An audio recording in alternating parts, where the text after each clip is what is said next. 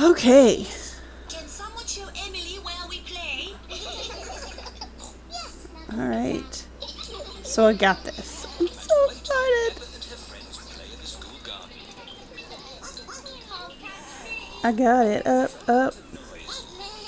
Let's see who's the loudest. Okay, I'll go first. Alrighty. Now where are we at? Woo-hoo-hoo.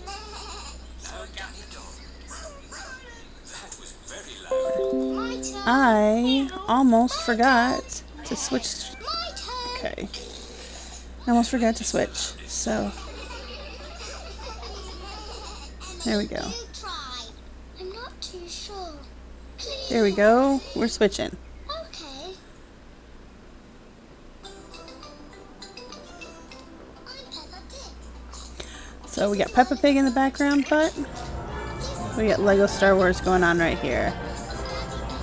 I'm gonna turn the volume down a little bit. Options. Very hot day. The sun is shining. It is a very hot day.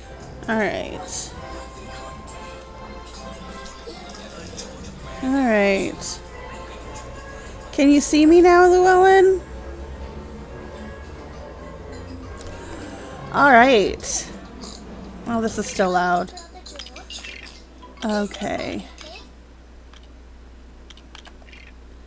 Alright. That's much better. Alrighty. So, chat is supposed to come up on my screen, and it is not, which means that I'm going to have my phone here. I don't have a place for my phone. I'm going to put it there. Alright, how am I? I'm doing actually pretty well. How are you? I caught your live stream last night, Llewellyn. I've played this game like 90 bajillion times. And my son actually did a recording of this a couple weeks ago on mobile. I'm like, this is literally the very first game you ever played.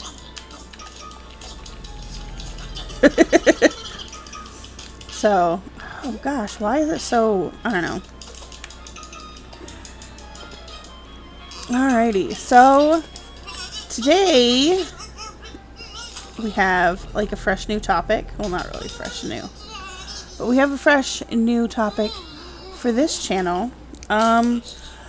I'm gonna be honest, most of the topics that I'm probably gonna be talking on have to do with oh, hi Abby.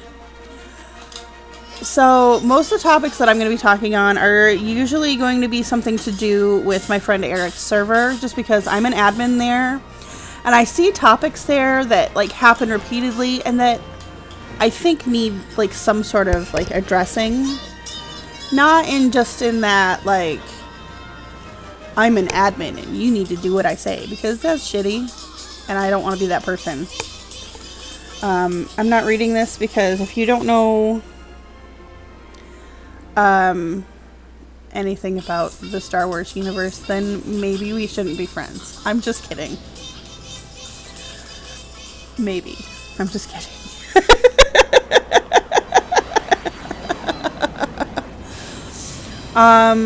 So one thing that comes up really, really often is people are afraid to go see their doctor. And I get it. I like seriously get it. Because if you think there's a problem,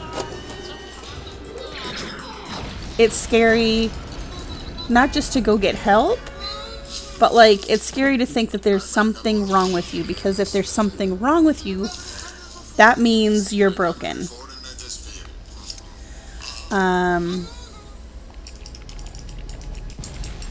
And if you're broken, that means that you're not worth anything. That you know, if you're broken, then you can't possibly have value, or that your value is less somehow. And that's not accurate, first of all. Second of all,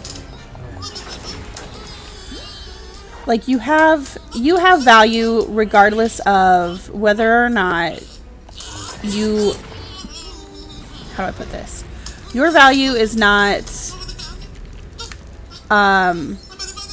in your ability to do. Your value is in just inherent. It exists because you exist. I'm trying to fix stuff. I'm trying to remember how to play this. It's been a couple years. But like I said, you have value just because you have value. It's not, you know, oh, I can't perform the same tasks I used to. I can't perform the same tasks that somebody younger than me can. You're not broken.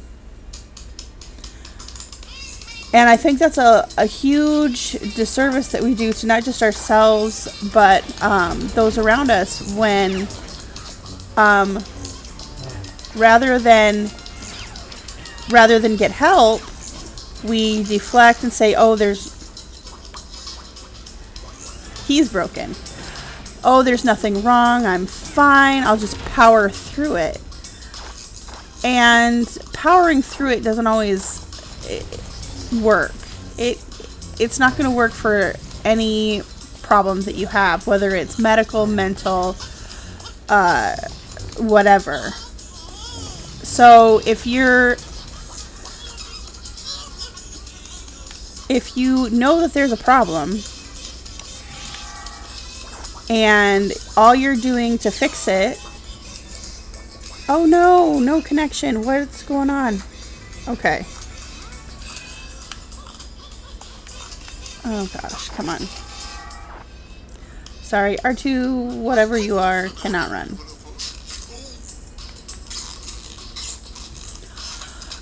So anyway, Eric's server, for those of you that know it, those of you who don't, it's not what I'm trying to do. Eric's server is a peer support group. It's sort of like, well, it's like group therapy, but like if group therapy was online and on a gaming server. And it's not meant to replace doctors. It's not meant to replace your therapist. It's just sometimes you need a place to go when you're having a crappy day and you need somebody to talk to. I did share my live on Discord. I know the people that I would like to watch this aren't going to, but I would need to get it off my chest. And venting on the server is probably the wrong thing to do. But like, I'm not really venting. I'm just,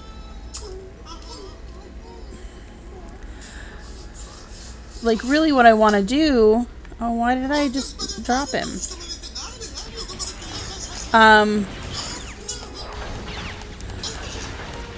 What I want to do is to let people know that it's okay to go see your doctor. And there's a lot of different reasons that I get that people are afraid to see their doctor. And one that I hear, it's not one specific person, so I'm not picking on anyone. One thing that I hear most often is I grew up in foster care feeling like a test dummy. And I get it. Like, I wish I could express how much I get it. Because a lot of the times that's how you that's how they make you feel.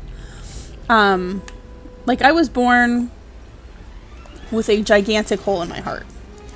The doctors gave me a week to live. It's apparently been a very, very, very, very, very long week. It's a almost 39 years long week. So,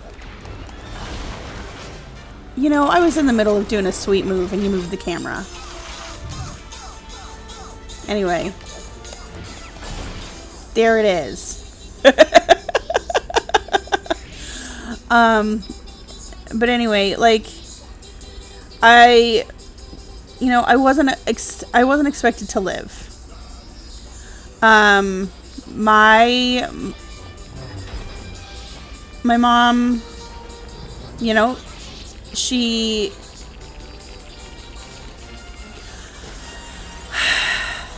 how do I put this? She absolutely put her faith in the medical establishment, but she also put her faith in those around her. She believed strongly in the power of prayer.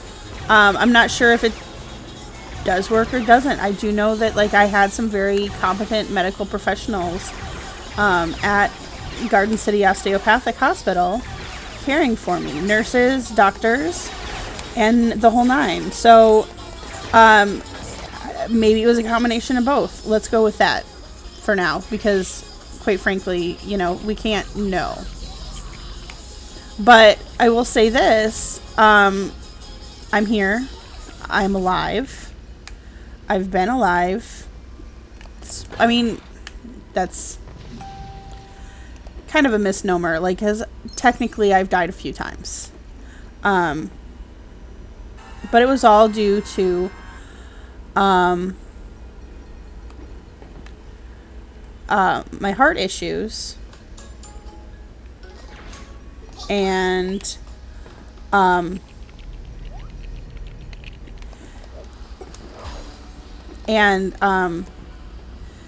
it's I've been in and out of hospitals since I was little.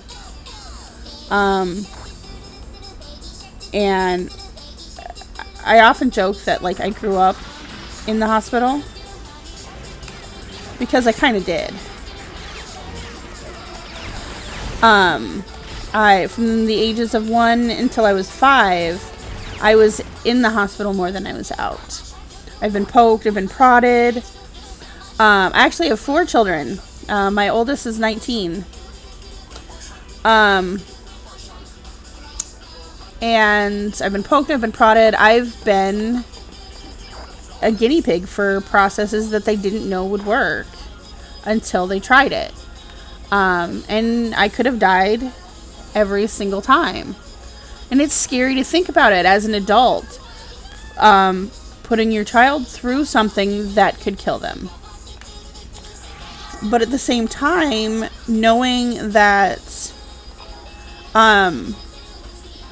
those same processes saved my life, even though they could have killed me. It puts a lot of things into perspective. Like when people tell me that they're afraid of the side effects of their medication. It's a crapshoot.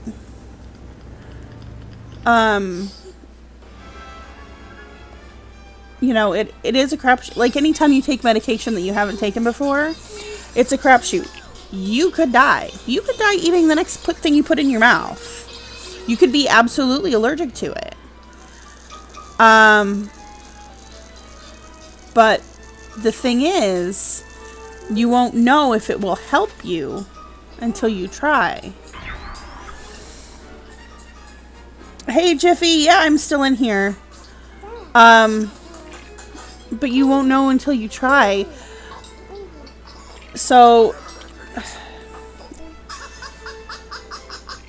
there are many different medical procedures that I've been through as a test subject, starting when I was a child, that saved my life.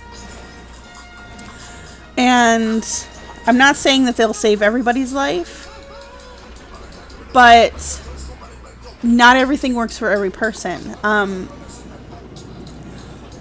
When I was little and they had to repair my heart, they did end up doing a surgery, and I talked with my sister, my older sister, this past summer at my son's graduation. We have matching scars now because she's had open heart surgery as well, for a completely different reason, but she also had open heart surgery. I'm not gonna go through and grab all the coins. I'm just gonna kill me some robots.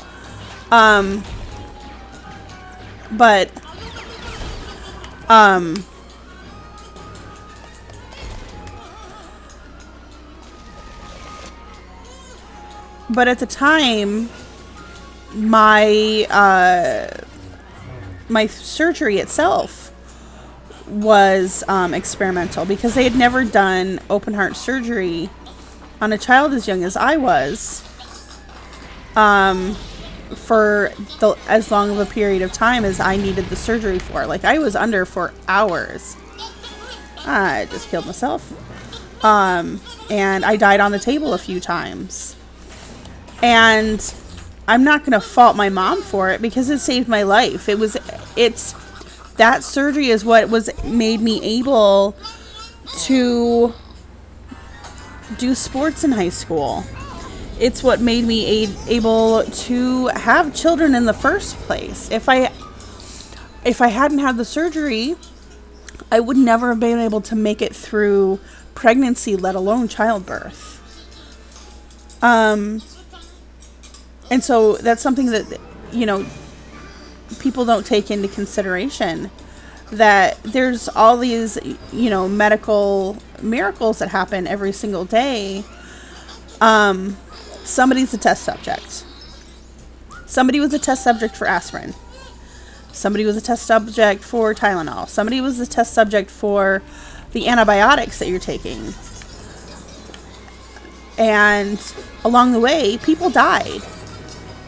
Now, back in the day, there was a lot fewer ethics involved. Like modern gynecology was wrought on the back of, mostly slave women. And like, we wouldn't have a lot of the procedures or knowledge that we have right now if it weren't for those women. And, the only people we hear about are their owners. So it's something to think about and something to acknowledge, because medical, both whether it's physical or mental health related, has a pretty dark history. And we can acknowledge that while at the same time being aware that those things went into saving lives. And I'm not saying, completely ignore or just tell people, be thankful that your ancestors were used as test subjects, because that's a really shitty thing to say. But it's mostly for us, the recipients in the end, to be aware that these things happened. Oh, crap. These things happened. And that we have a lot of medical knowledge that we have. We didn't come by it in a very good manner. And I mean, considering a lot of the medical procedures that we use, especially in mental health, were, developed by Nazi scientists. And if we don't acknowledge it, then we do a disservice to all the people that actually died in order for us to have the medical knowledge. And those are the people that were test subjects. And part of that acknowledgement is acknowledging that, sometimes we need to see a doctor. And not taking for granted the medical knowledge that our doctors have. I hear people on a daily basis talk about how doctors are just idiots with a degree. And really, that's not it at all. Or that trial and error is bullshit and it should be an exact science. There's no such thing as an exact science. Measurement is not an exact science. Especially when you can try to convert between, imperial and metric. It's not exact in any way, shape, or form. And, ways of doing things change. So, let's see. What am I doing here? Why am I lost? Did I go too far? I probably did. Mom. Hey, Mom. Hey. Oh, hang on. Milk break. Yes. Yeah. So, ways of doing things change in the medical practice. 10 years ago, my 10 years ago, my sons at their ages that they are now would have been institutionalized. They wouldn't be home.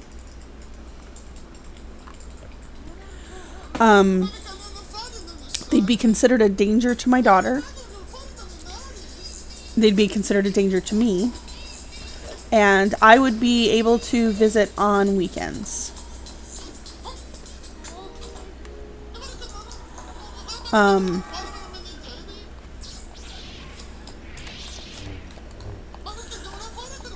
Okay, guess I need to use Jar Jar. Oh, what the crap?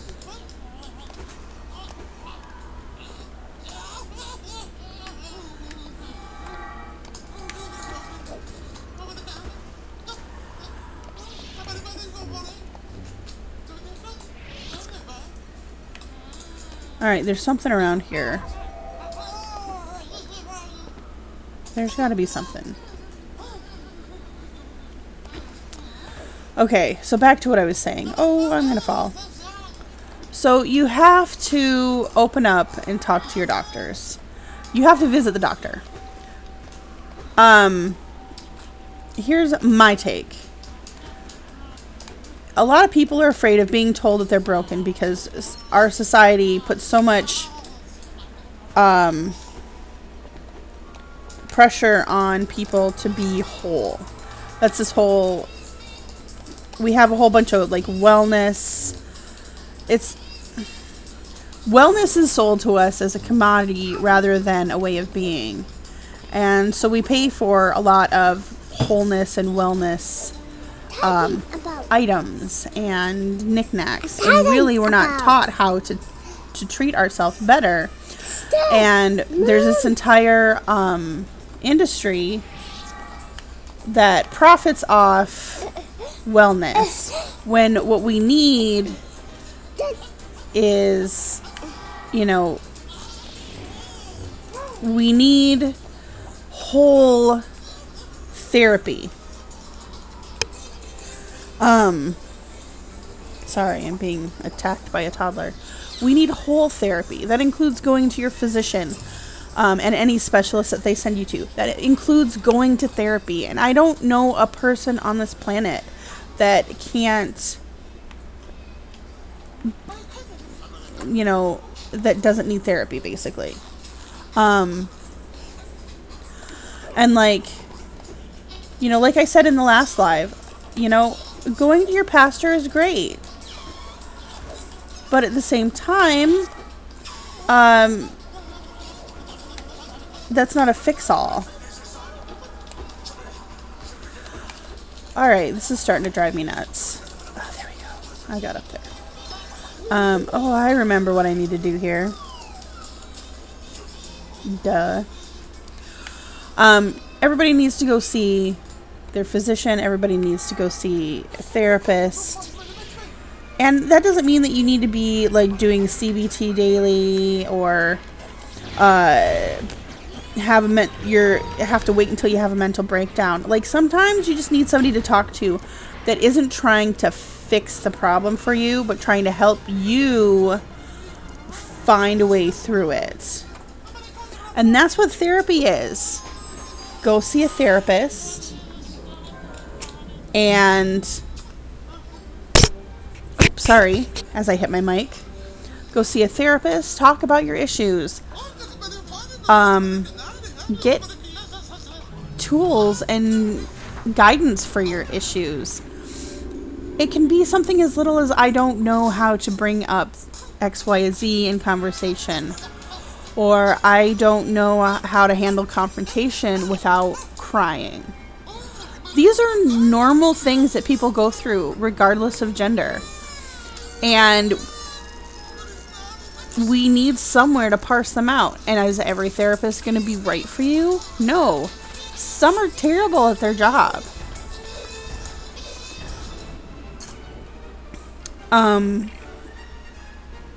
That goes for literally any profession out there. Your chances are there are more C students than A students, and chances are you're going to run into a C student. It just saying. So, I mean, we have to be honest. You can't just like, I don't have it linked just because like I didn't think about doing it, but I spent a good 8 hours editing videos for Eric's channel. It's Driven Industries. He'll probably be in here at some point. But I spent a good 8 hours editing the video about his wife going to a psychiatrist for the first time. And I've been going since I was 16. I was in foster care as a teenager, and when you're in foster care, it's pretty much a mandatory thing. You go see a therapist. Why am I not being Amidala?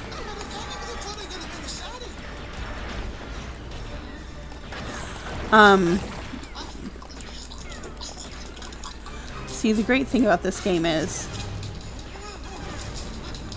no matter how you shoot, you're gonna hit. Unless you're a stormtrooper. Anyway,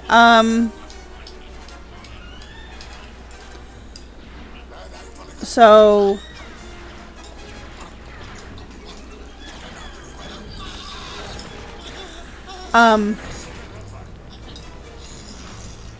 so she talked about going to the doctor for the psychiatrist for the first time.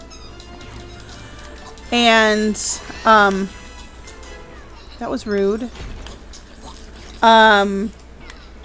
She went to the psychiatrist for the first time, and the first thing out of her mouth, like when he said, well, how did it, you know, what did you think about it?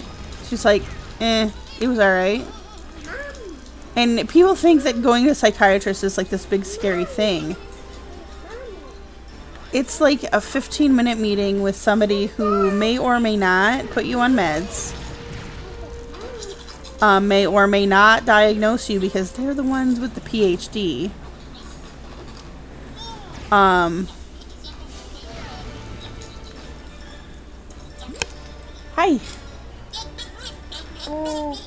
No. No.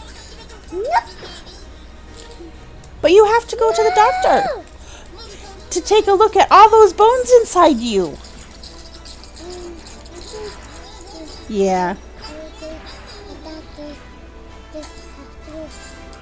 We're not going to go to the doctor today. Mommy's just talking about them on her YouTube channel.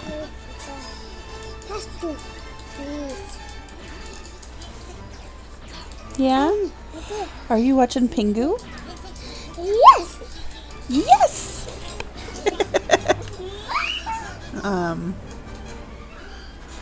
Where was I at? But like the thing is, you gotta go to your doctor. It's not an optional thing. I forget. I haven't played this game in years, so I forget how to do literally everything.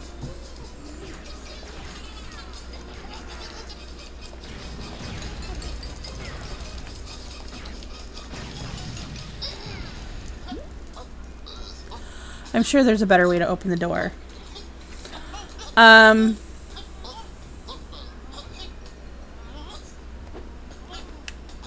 That's not it.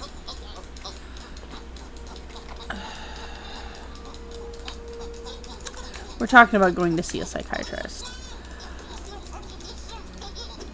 To be completely blunt, we see psychiatrists pretty often in this house. There's me, and then I have... Can Mommy have? Mama has. What do we have? Thank you for scissors. Mommy should have put them away. That was very nice of you. Thank you so much. Have a coffee?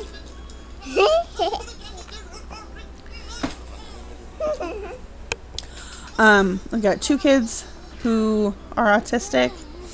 need to see therapists pretty often. And I've got me. I've got bipolar disorder type 2. I also have OCD. And so I see a therapist pretty regularly, and I see a psychiatrist to figure out my meds. And these are important parts of literally my daily life.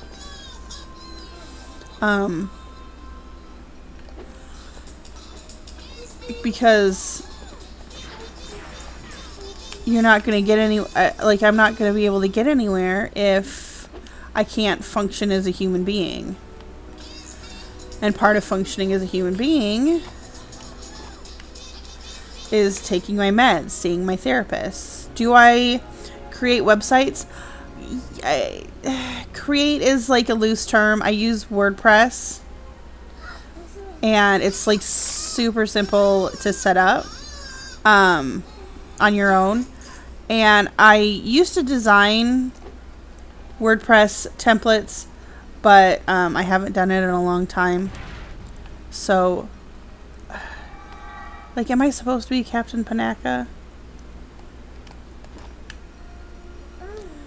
I don't understand why I'm not opening any doors.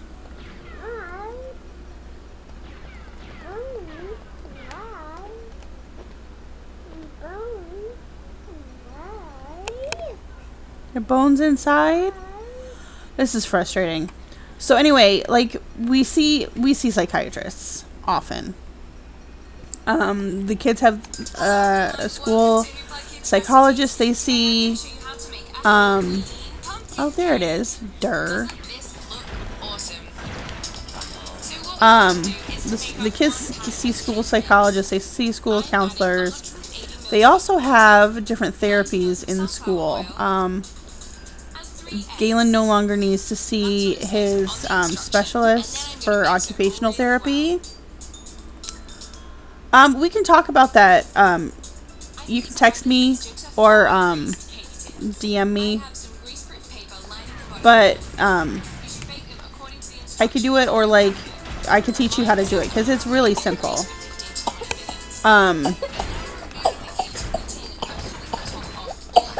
Why am I punching these guys when I have a gun?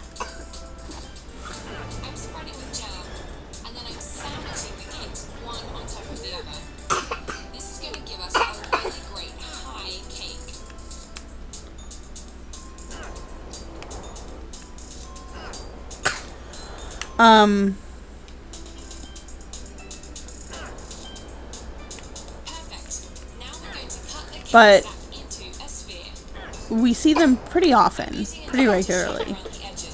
And if it weren't for all these doctors, we wouldn't really have a functioning home life. And it's seeing these doctors that makes it so we can function as a family. If I can't function or get off the couch, you know, we can't function as a family. Jiffy trying to sell me. Like if I can't get off the couch, we can't function as a family. If I'm dealing with constant meltdowns from Galen, which happen pretty often, but I've learned some tools from all the different therapists that we see. If I didn't have those tools, we wouldn't be able to function as a family. And Ash, he doesn't have meltdowns as often as Galen does, but when they happen, they're a big deal. And I'm not saying that no other meltdown is a big deal, but like they just all have such a hard time with life in general. And how does one determine if a therapist is good or not?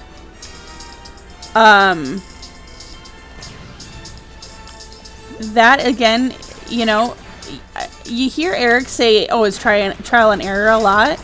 It's true. It is. It's trial and error. my first therapist in high school was an art therapist, and they thought it would be a good fit because I'm an artist. And the state was paying her $20 an hour, so I could just sit and draw for an hour.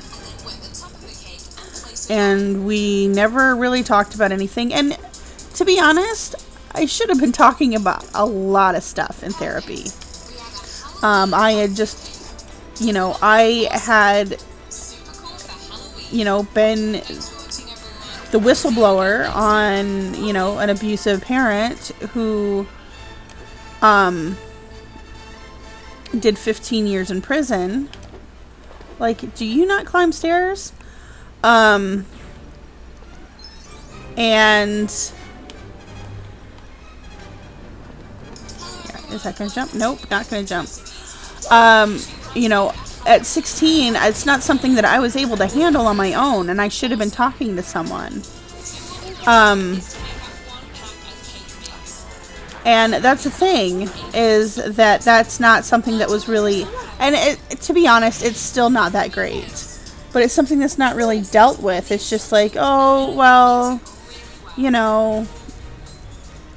maybe they just weren't a great fit.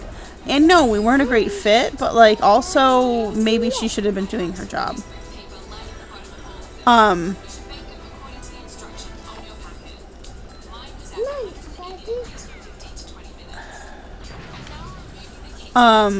that's, another bugaboo I have about some therapists. Because again, not all therapists are great. Some are crappy. Like some just downright should not be therapists. And that just comes down to knowing your value, knowing what you're worth, and also knowing when to quit, knowing when to do something else. Like I often joke that like my high school art teacher, she should have just gone into interior design like she had studied instead of being an art teacher, because she ruined a lot of kids for wanting to be artists. I'm beating my own guys up. So I've had therapists, like there was that therapist in high school that was pretty just terrible. And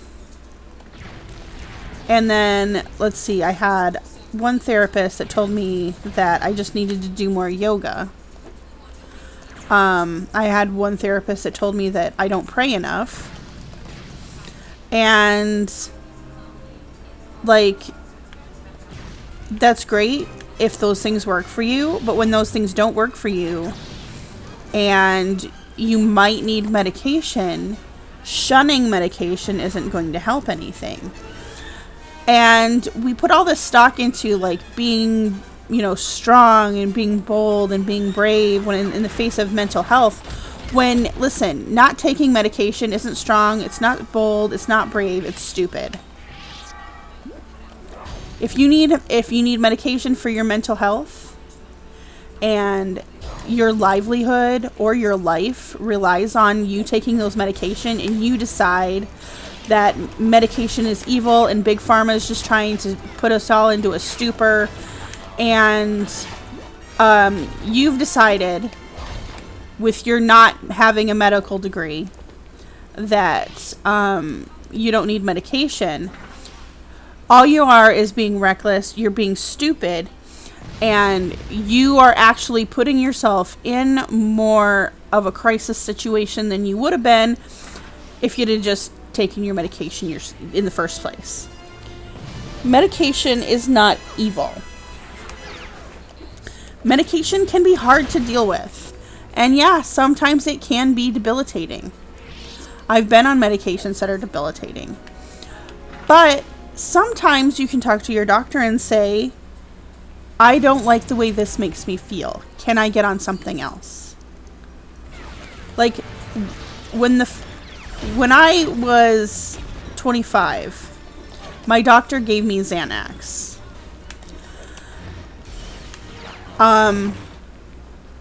I it, instead of relieving my panic attack, it made them worse.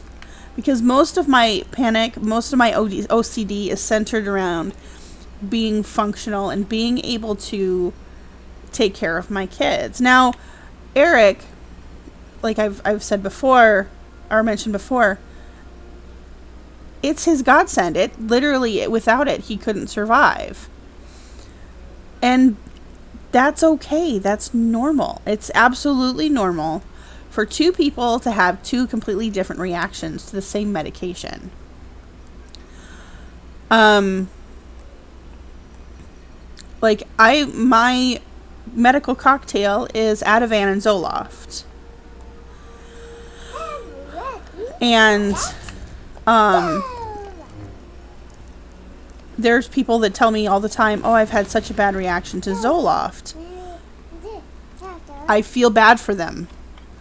But their bad reaction shouldn't have any information on whether or not I take my meds myself. They're prescribed to me. They work for me. If they don't work for you, maybe you can find something else that does work. It's not flippant to say that.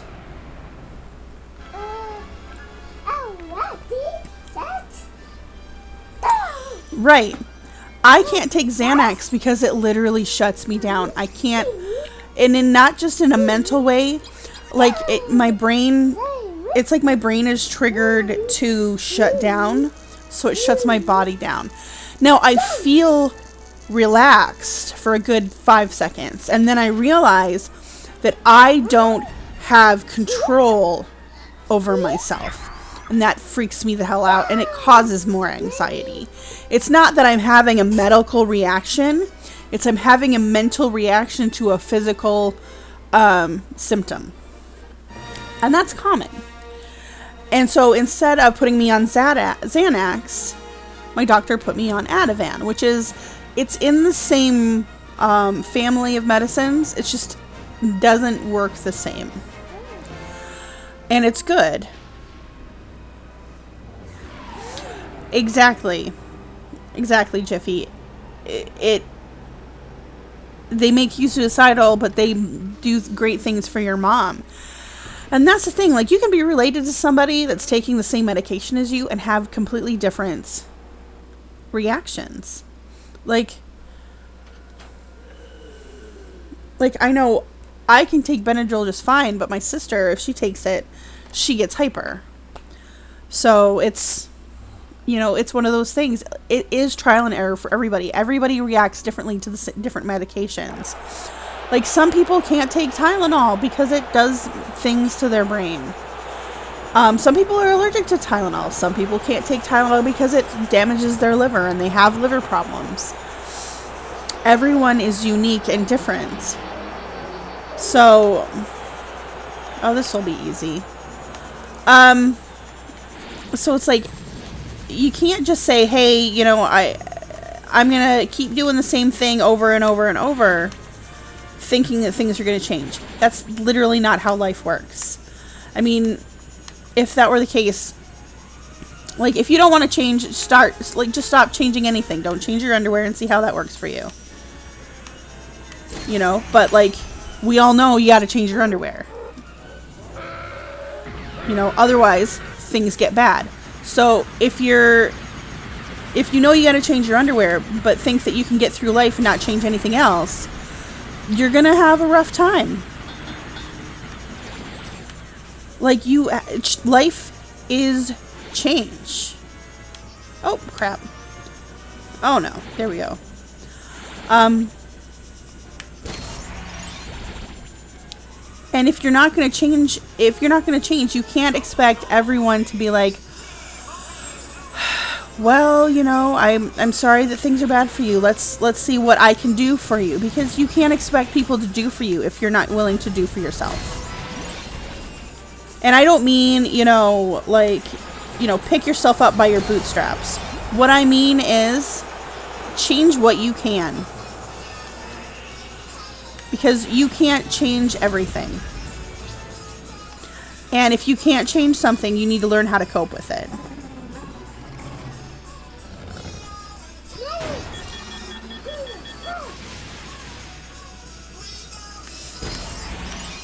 Llewellyn, if you're not changing your underpants, I mean, I don't know what else to tell you. I'm just kidding. But no, like, for instance, like I've said before, I have PTSD. Most of my triggers are noises.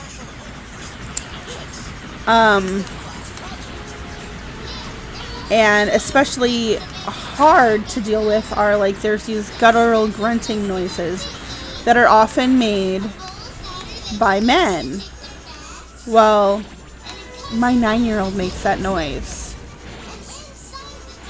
And it's one of the ways that he vents his frustration, and it's one of the ways he helps himself calm down when he needs to. And he also doesn't understand that those noises trigger fear in mommy, because he's too young to understand a lot of that stuff. Not to mention, his, cognitive disability, being autistic. I can't force him to change.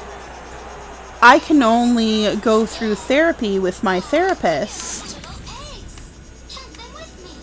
and work out tools for myself on how to calm myself and remind my brain that it's just my child and he's just calming himself down. That's on me to do. I can't change him because I'm not him. And I can't insist that he change doing what he's doing, because, quite frankly, he's 9. He doesn't understand what a trigger is outside of something that is in Fortnite. We don't play Fortnite. I'm just kidding. But he doesn't understand what a trigger is. He doesn't understand that you making that noise makes mommy scared. He doesn't understand any of that. It's on me. It's on me to find ways to cope. It's on me to not force him to change that thing that calms him, even if it does trigger my PTSD. And that's part of healing in mental illness, is being self-aware and being aware of the things that other people do that might trigger a PTSD response, or even just a stress response if you don't have PTSD, and how to deal with it. So you're not going to get that just going to peer-to-peer therapy. You're not going to get that, or peer-to-peer counseling. You're not going to get that, blabbing to your friends on the phone. You're not going to get that complaining in a text. None of us have, even if your friend or loved one has a degree in therapy, it's 100% unethical for them to help you out. It is absolutely unethical for so many, and they could lose their license. You need to go to a doctor. You need to see a therapist. You need to do so many things to help you out. And you know what? If yoga helps you, do yoga. If changing your diet helps you, change your diet. But also, go see a therapist. Maybe you don't need medications. Maybe you just need lifestyle changes. Maybe you just need to get rid of all the people in your life that are an asshole. You don't need to medicate that. You just need to get away from them. And that's the thing.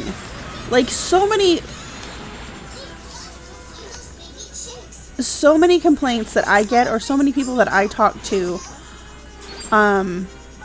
almost daily, are afraid of change. And even just little things can make the biggest difference.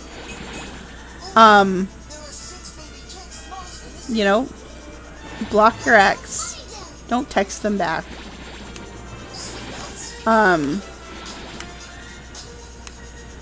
Don't text them back.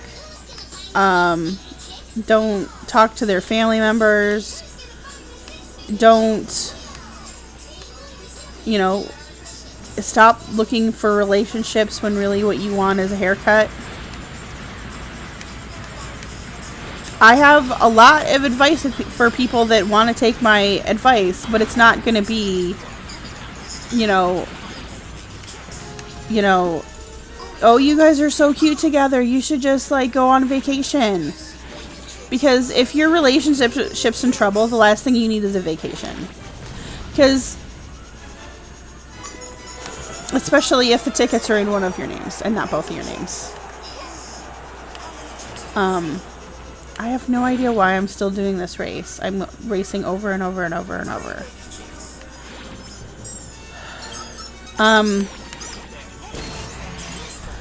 But, like,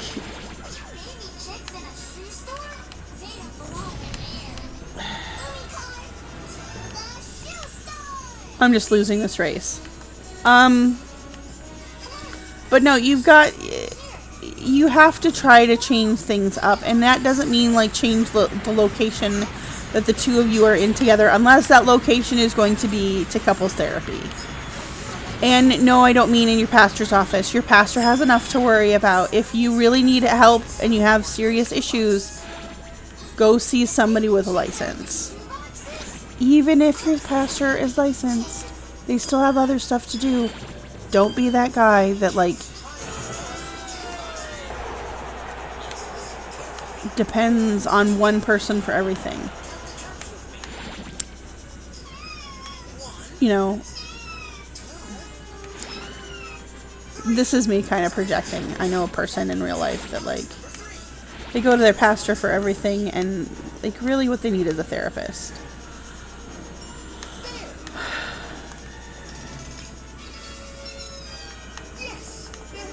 I guess my point is, TLDR, go to your doctor. If there's something physically wrong with you, whining about it on the internet, complaining about it on the internet, telling all of your friends on the internet about it, not going to fix it. If you're broken in any way, nobody on the internet can do anything for you. However, I did a little tidbit. If you want to, like, ask me for a link. If you have swallowed poison, Poison Control has an online triage.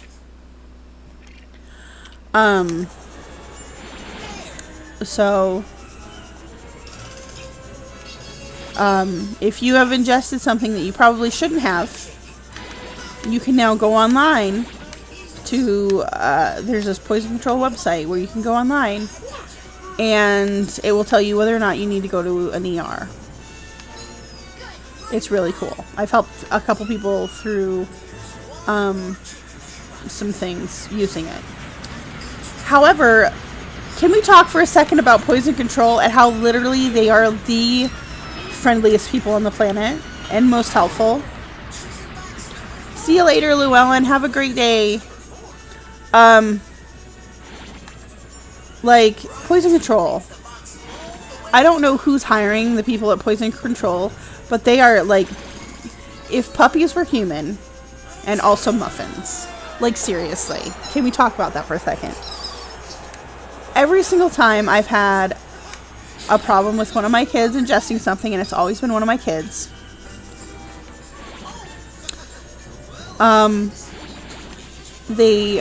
they're not just helpful. They're like, oh, it's okay. You're gonna be fine. Just do this or just do that. And, like, the first time was actually, and this isn't even just American Poison Control, by the way. It's also Canadian, because I thought it was just Canadian while I was in Canada, because that's where my oldest spent the first few years of his life.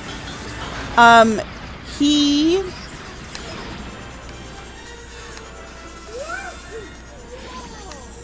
ate an entire bar of soap. And this is, like, pre-Google. And my mom wasn't answering her phone. And I'm freaking out. My granny wasn't answering her phone. My aunt wasn't answering her phone. So I called Poison Control. And I was just like, oh my god, my kid just ate an entire bar of soap. Is he gonna die? Like, I'm, like, flipping out. And she's just like, oh, honey, you're gonna be just fine. He's gonna be just fine. And I'm just like, no, but you don't understand. He ate an entire bar of soap. She's like, it's fine. Just give him some milk. And it was milk, not water. Just give him some milk and let it pass. He's probably going to be constipated. What was the soap made out of? And she's like, unless it was like directly drinking lye, he's fine. And since he wasn't directly drinking lye, we were fine. And then the most recent one was actually, well, no, the funniest one was that I'm going to tell you. You know those silica gel packets that you like get with shoes?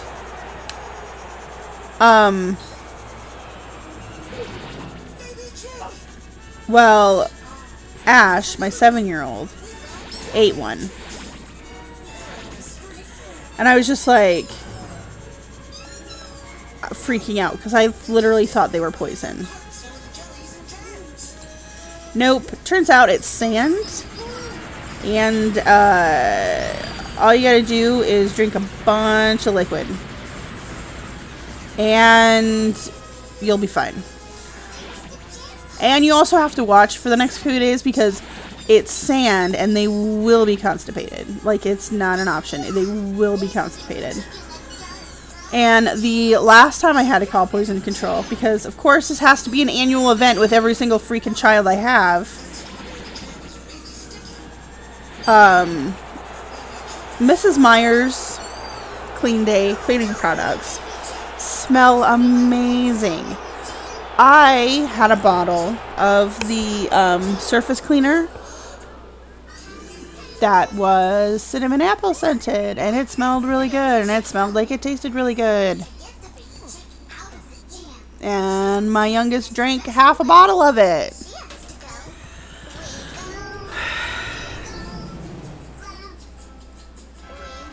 Because I'm an amazing parent.